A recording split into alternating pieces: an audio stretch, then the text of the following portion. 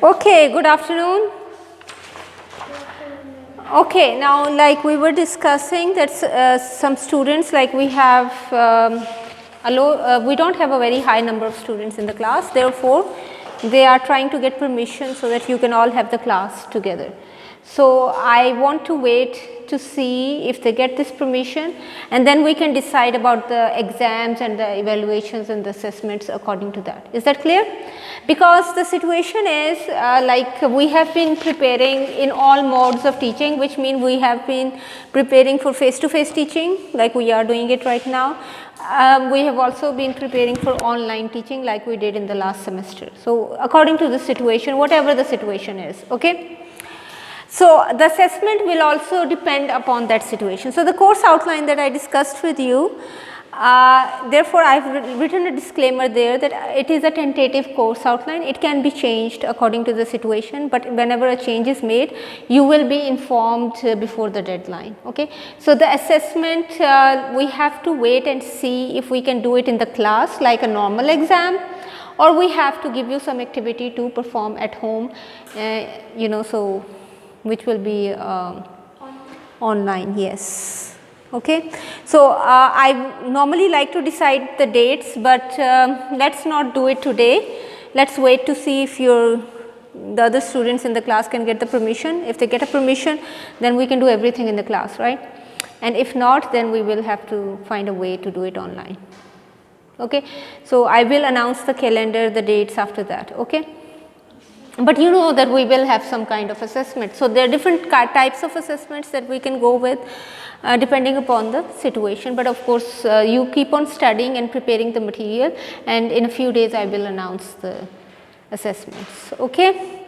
Okay, so the topic we were studying last time was binding energy, and in this case there is something I can do, just a moment.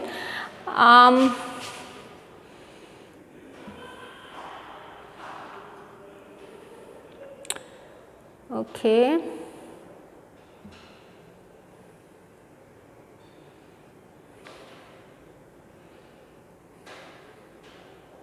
Let's also do this, right?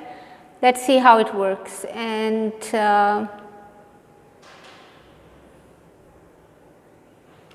let's focus this, but we cannot focus this properly, right?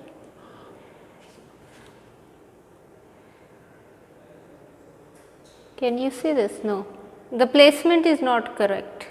We cannot see the board from here, but let us see how it goes, okay, just as a test. You continue with this one, right, and let's see how it goes, okay. So what's happened now? Why did the light go off? Because it is saving up 70% of the lens portion. Save up, why?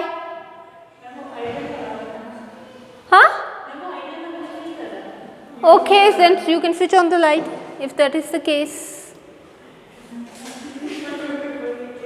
Okay, not all, I think only the backlights are enough for us. Okay, fine. So we were talking about the binding energy,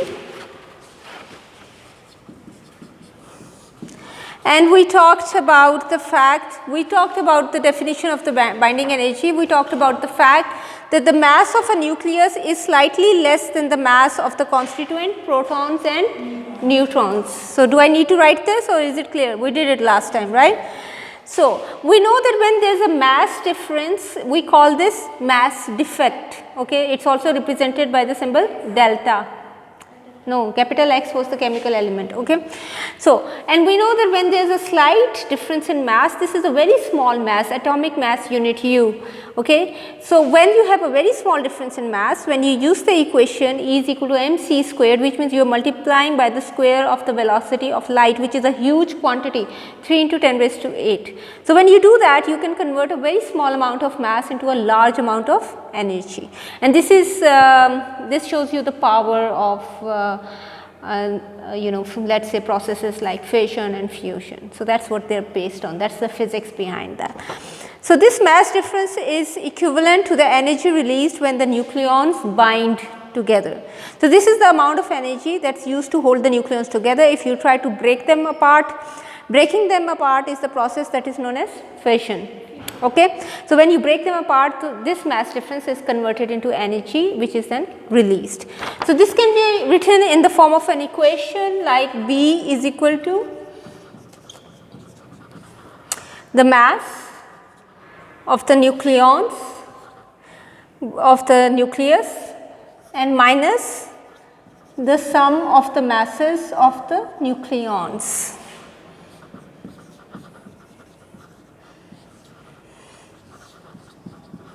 Okay. So, in this case the first term represents the mass of a nucleus which has n number of neutrons and z number of protons minus the sum of the masses of the neutrons, each neutron mass multiplied by the total number of neutrons plus each proton mass multiplied by the number of protons and then the whole quantity multiplied by c squared. So, this is an equation that can represent this. So, nucleus having a mass number A which is and an atomic number Z. In this case A is the mass number,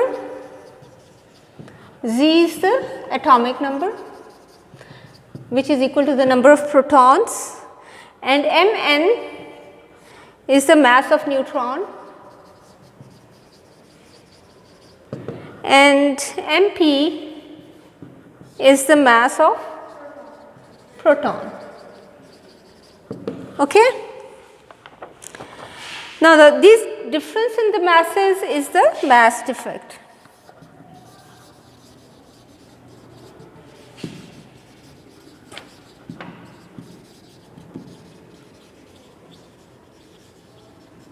Okay.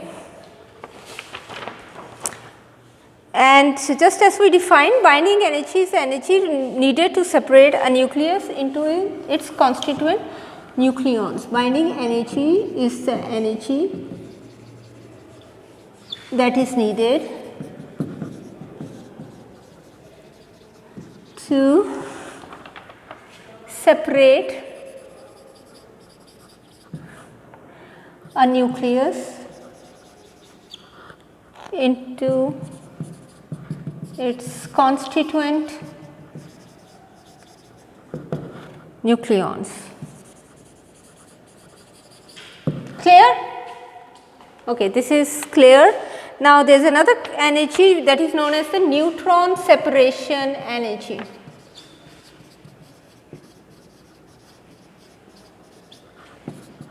It is represented by the symbol S subscript N.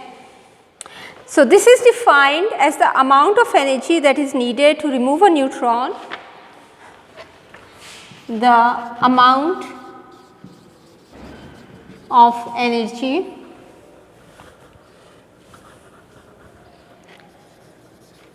needed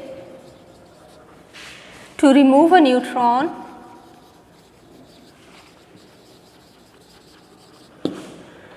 from a nucleus.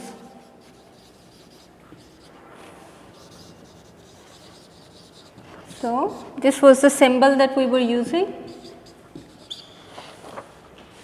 So, this is equal to the difference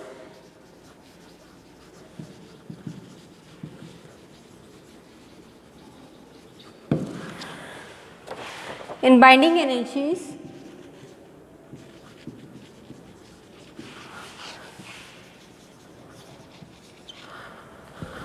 between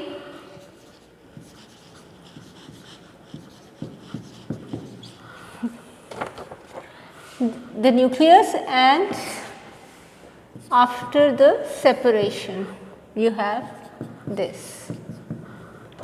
Therefore, we can say that this separation energy is equal to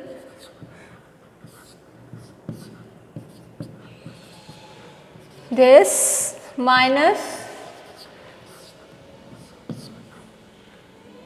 when one neutron is removed. So, this is equal to the mass of a nucleus